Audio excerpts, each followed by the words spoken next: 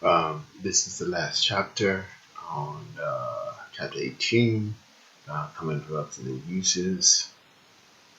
And let's look at the learning objectives as we look at the chapter outline.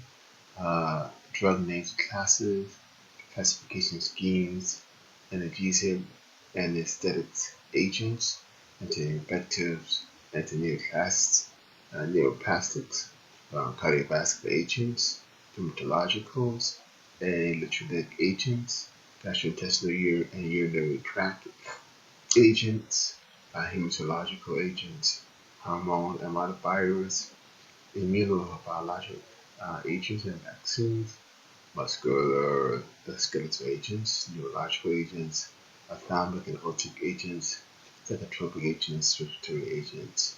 And then we'll look at some additional common drugs by classification.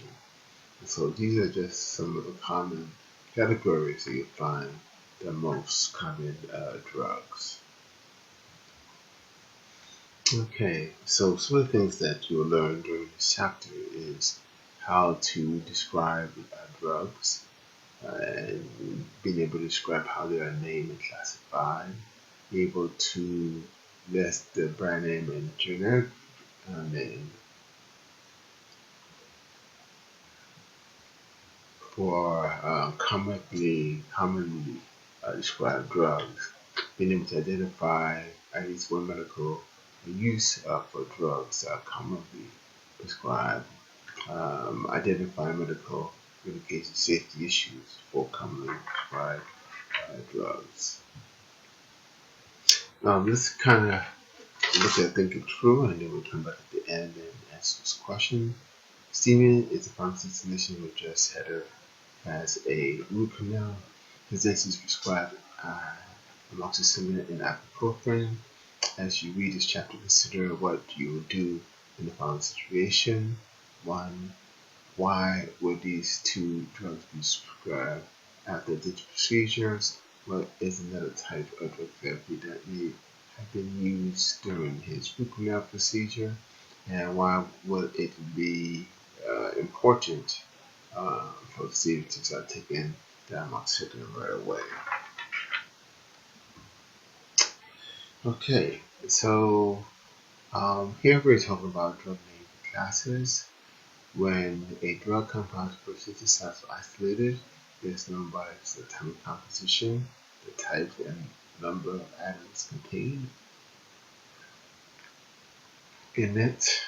A drug's name begins with a chemical name that describes its structure and its components. While under patent protection, a drug has one non-proprietary name and one proprietary or brand name which belongs to the sponsor, which will sponsor the manufacturer or the inventor of that particular drug. Okay, so we have different type of drug names that we can find. One is the chemical name. It could be a non-proprietary name, which is generic name, which is submitted by to the United States Documenting Council. And then there's a brand name that is um, created by the sponsor.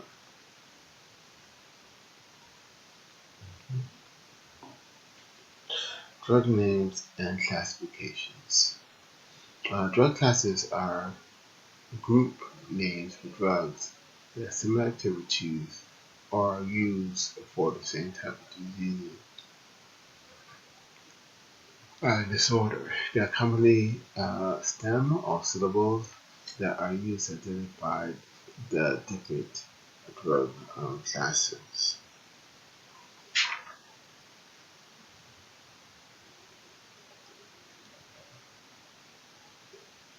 Okay, so again, there are many systems for classifying drugs. You can classify by the disorders such as um, diabetes, the body system factors such as heart, cardiovascular, type of receptors that act on progesterone, estrogen, or the type of agonist, antagonist.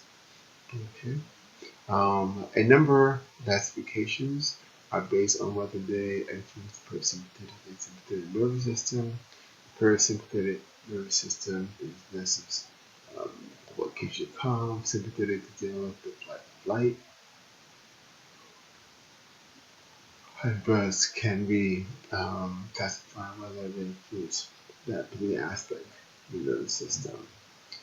Many classifications are also named for the type of interaction with a receptor. So classification schemes have grown significantly as different types of receptors have been discovered. Um, there are also other factors that can kind of complicate the scheme. Um, and so that's something that you must note when we are talking about classifications. All right, so there's different type of definition that you should be familiar with when we're dealing with a blocker. There is another term for antagonist drug because the antagonist block the action of a neurotransmitter. The number one neurotransmitter in the body is acetylcholine. Another term that you should know is homeostasis. That means the state of equilibrium of the body. You have mimetic, which is another term for agonist, because agonists imitate or mimic the action of a neurotransmitter. And then, of course, neurotransmitter. Those are the chemicals released by nerves that interact with receptors that cause an effect.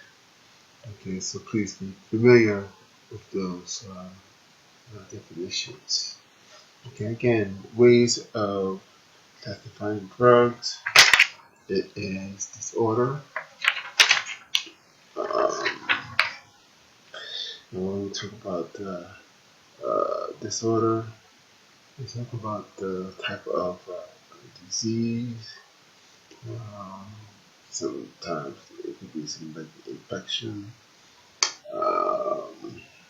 Could be body system affected, such as cardiovascular or dermatological, which we talk about relationship to the skin, or gastrointestinal relationship to the skin, type of a receptor. I mentioned estrogen, progesterone, the type of action, antagonist, and anti-antagonist, and then the other here could be um, whether effect, for example, sympathetic or synthetic. Alright, so those are ways of classifying drugs. So now let's go ahead and begin to look at the different types of drugs. So an analgesic drug creates a state of analgesia in which pain from a painful medical condition is reduced or not felt. An example of that is morphine. There are several types of analgesic. Two groups are used for mild or moderate pain: the non-steroidal anti-inflammatory drugs and the salicylates. One example of that is acetaminophen. And this is very popular uh, agent for treating mild or moderate pain that's considered a non-steroidal anti-inflammatory drug. And then you have the opiates. One of the challenges in healthcare system today, the opiate narcotics, they work very, very well, but they can lead to addiction used to treat severe pain. The natural opiates are morphine and codeine.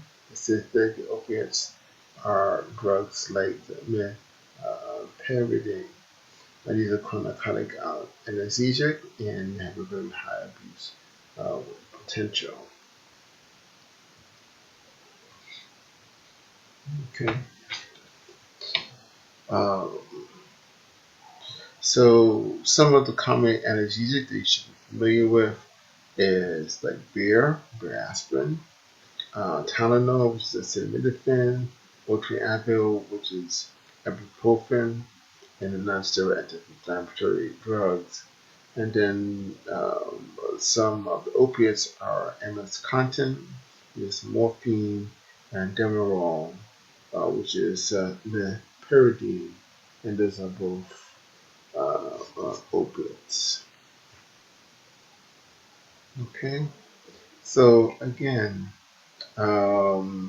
we talked that earlier on the Greeks found from the white willow a source of a salicylic acid, and they use that to relieve headaches. So salicylates relieves mild to moderate pain. It's anti-inflammatory and antipyretic, and means that it prevents the fever. Acetaminophen relieves mild to moderate pain. It also prevents fever or antipyretic. Non-steroidal anti-inflammatory drugs are a little bit more potent than salicylates. An example of that will be Tylenol and Orformin, and they relieve mild to moderate pain. It's also anti-inflammatory and prevents fever or antipyretic. And then opiates. Again, that is for severe pain and um, very addictive. So, an extract from the Willow bark salicylic acid has been used for pain relief for thousands of years. Non-steroidal anti-inflammatory drugs are both analgesic and anti-inflammatory, and taken from the poppy plant. There's something called pepperbear somniferum or opium. It was also used in ancient times to relieve pain. Let's go ahead and take a look at anesthetic agents.